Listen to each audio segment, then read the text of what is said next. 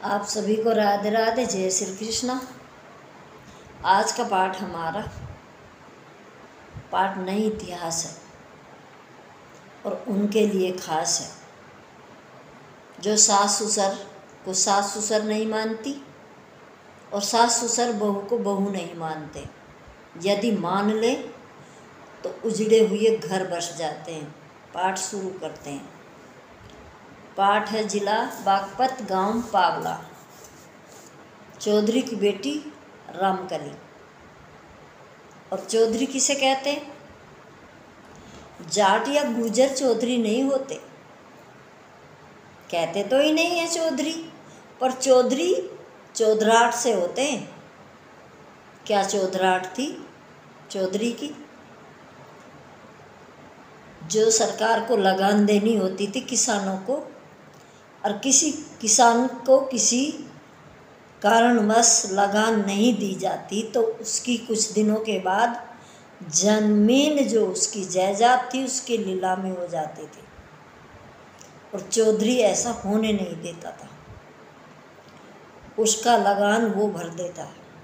जब वो देगा दे देगा, लेकिन उसकी ज़मीन नीलाम होने से वो रोकते थे। ऐसे करते करते उनको 10 या 5, कोई कहता है 11 गांव थे, कोई कहता 5 गांव थे, ऐसे वो कई गांवों के चौधरी थे।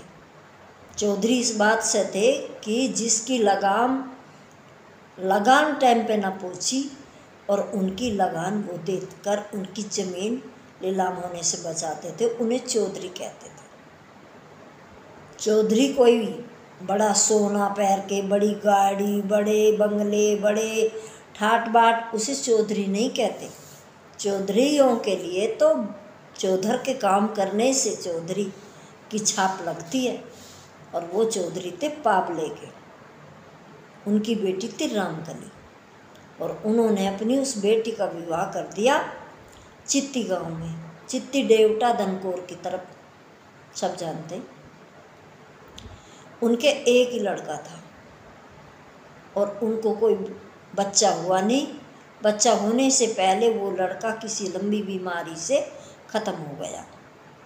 अब उनके पास न और कोई बेटा न कोई बेटी, वो एक बहू थी रामकली, वो भी अब चली जाएगी। तो रामकली ने अपने पिताजी से कहा, पिताजी मैं इनके पास रहूँगी, मैं नहीं जाऊँगी।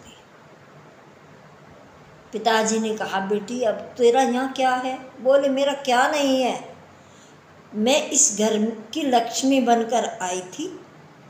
पति नहीं तो कोई बात नहीं, मेरा सास ससुर सब कोई मेरा है, मैं नहीं जाऊँगी। आपने मेरी विदाई कर दी, अब ये घर मेरा।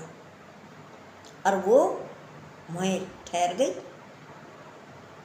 कुछ दिन के बाद पिता ने और ससुर ने दोनों ने सलाह मिलाकर कहा कि इसकी दोबारा शादी कर दो, बहुत थोड़ी उम्र है, बहुत लंबी जिंदगी है। दोनों समधियों ने सलाह मिलाकर शादी करने की बात की। तब रामकली को ये पता चला तो अपने ससुर और अपने पिता से नाराज़ हो गई, खाना तक नहीं खाया और बहुत नाराज़ हो गई। पिता ने पूछा, बेटी नाराज़ क्यों होती है? जब तेरी उम्र बहुत कम है, लंबी उम्र कैसे कटेगी? हम क्या यहाँ सदा बैठे रहेंगे? शादी तो करनी पड़ेगी। उसने कही, पिताजी यदि शादी करनी है ना तो मेरे ससुर की शादी करो, मेरा घर बसना चाहिए। पिताजी समझ नहीं पाए बेटी क्या कह रही है। मुद्दा दब गया। कुछ दिन के बाद फिर उठा, फिर उसने यही बात कही। उसने कहा, बेटी अब तू अपने घर चल, तेरी माँ बुला रही है तुझे। पावले में आ गई। पावले में आकर पिता ने पूछा कि तू चाहती क्या है? उसने कि मैं चाहती हूँ मेरे ससुर का नाम चले, उसकी जायदाद का वारिस होना चाहिए। उसके इतनी उनके पास बहुत, कोई कहता है 300 बीघे थी, कोई कहता 200 बीघे थी, पर 200 बीघे का तो मुझे पता है, 300 का तो नहीं, पर 200 बीघे का तो मुझे पता है पक्का कि 200 बीघे थी। अब जी चौधरी के पास भी बहुत ज़मीन थी। जब चौधरी के पास बहुत ज़मीन थी तो भाई अपने से बढ़कर ही सब ढूंढते, तो शायद उसके पास भी 300 बीघे हो। अब उसका वारिस कोई नहीं, और रामकली को उसका वारिस होना जरूरी समझती थी कि जब तक को इसके कोई वारिस न हो जाए तो मैं कहीं नहीं जाने वाली। पिता ने पूछा, तू चाहती क्या है? बोली, मैं चाहती हूँ कि मेरे ससुर की शादी हो जाए और मेरे ससुर के कोई संतान हो जाए, मैं ये चाहती हूँ। ऐसा कौन करेगा अपनी बेटी की बूढ़े आदमी को? कौन? बोले, मेरे ससुर बूढ़े नहीं है पिताजी, थोड़ी उम्र में तो उनको संतान हो गई, थोड़ी उम्र में उनकी संतान की शादी हो गई, और वो मेरे पिताजी बूढ़े नहीं हैं। तो बेटी क्या करें? बोले, उनके पास खट्टा गांव में, पाबले के पास ही खट्टा गांव पड़ता है। बोले, जो खट्टा के तुम्हारे पास आते हैं उनके एक बेटी है, वो खट्टा पास में गांव था तो आना जाना था, वो उनका लगान दे देते थे, तो भाई जो लगान दे दिया, जिसने ज़मीन बचा दी, तो भाई उनका वो कुछ मदद भी करते, कामकाज भी संभालते, तो उनके घर आना जाना था। वो उनका हल का काम, बैलों की मतलब उनकी देखभाल का काम वो करते थे।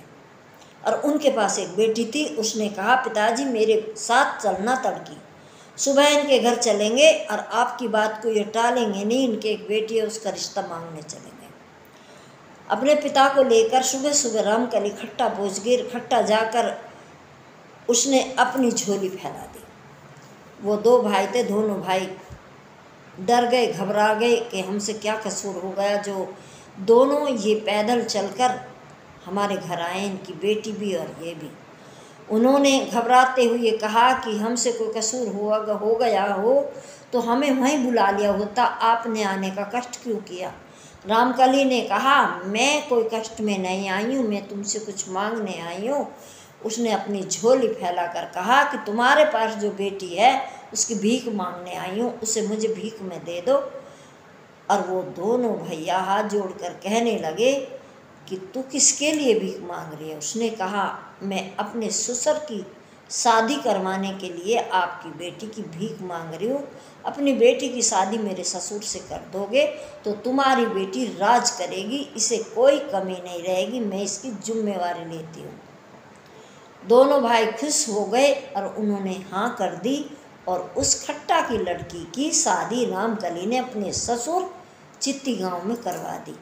कुछ दिनों के बाद उसको एक लड़का हुआ। तब ससुर और पिता ने फिर सलाह करके कहा कि अब इसकी शादी कर दो, अब तो ससुर का नाम चल गया।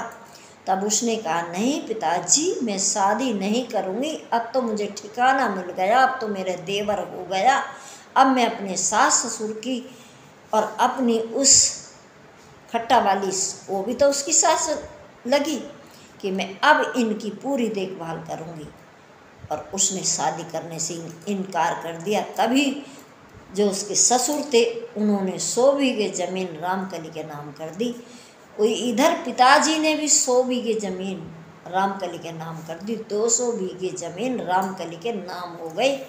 और उसको इतना मान सम्मान मिला कि उसकी चित्ती में भी और पाबले में भी उसको जो जिसके घर में कार्य होता था सब रामकली को पूछने आते थे। रामकली का इतना मान सम्मान हुआ।